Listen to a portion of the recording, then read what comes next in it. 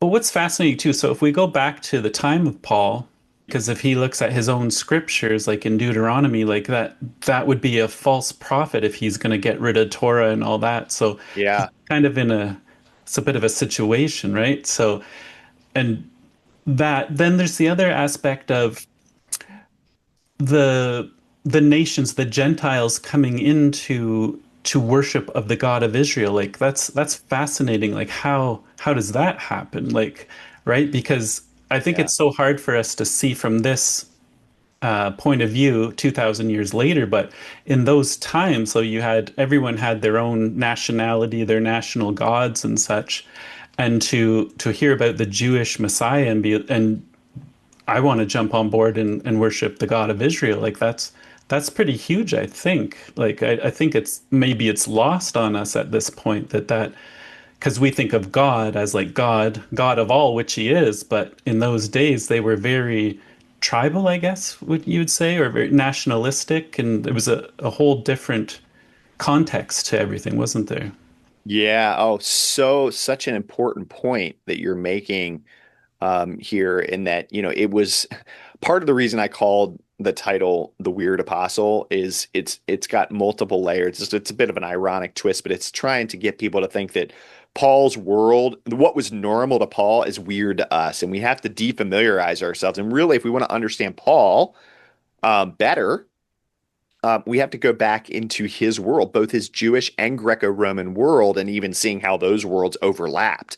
And you're absolutely right, Alec, that from the standpoint of Paul proclaiming the message of the God of Israel and sharing the gospel to the non-Jewish world and asking, basically promoting the idea that they should no longer give excuse me, give allegiance to the gods of their cities.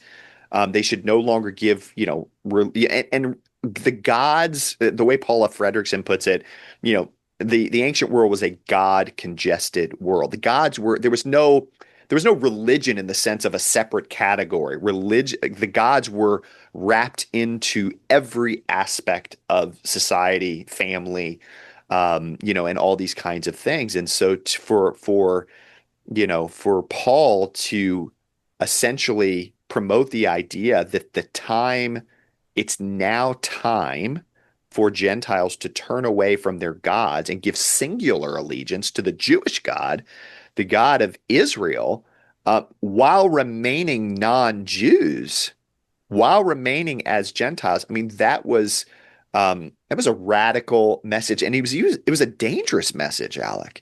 It was a Hmm. dangerous message because it was a destabilizing message on both the Jewish and Gentile side. In the ancient world, the way you kept your city safe from the outlook and mindset of the Greco-Roman, world, and the way all peoples look at it, the way you kept your city safe was to keep the gods happy. Happy gods equals safe cities.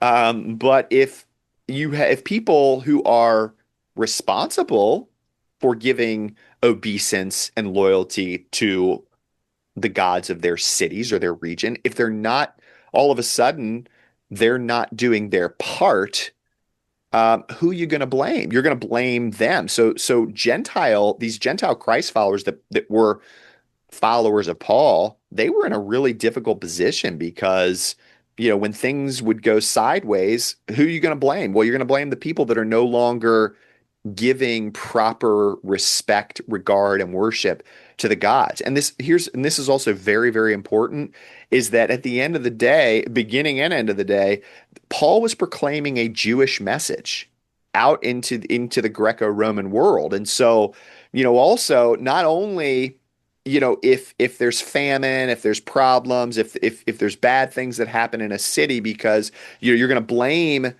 the people that are no longer, that now they're worshiping the Jewish God and this Christos, this dead Judean martyr.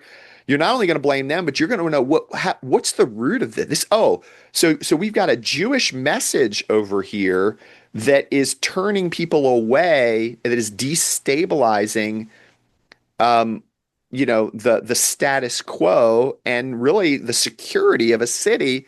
Who are you going to blame? Well, you're going to blame They didn't Paul was a Jewish teacher, so it's going to come Mhm. back on the Jewish community. And so Jews were uneasy about this because, if you're a Jew who's not persuaded like Paul, but you know that Paul is proclaiming a Jewish message for Gentiles to no longer worship their gods, it's going to make the Jewish community uneasy. It's like, whoa, whoa, whoa. Hmm. We, we don't, we're just trying to keep things calm here in Thessalonica. We don't want, we're not trying, and so anyway, I hope that makes sense, but Yeah. this was a very destabilizing message that Paul was proclaiming, and it's remarkable that it had the success that it did. But obviously, the world was radically changed by this message.